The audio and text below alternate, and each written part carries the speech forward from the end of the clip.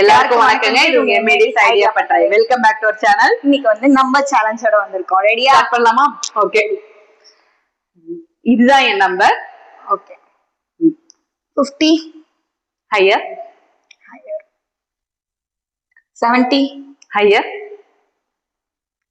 80 higher, 99 lower, 99 குள்ள 93 lower, 91 higher, 92 okay.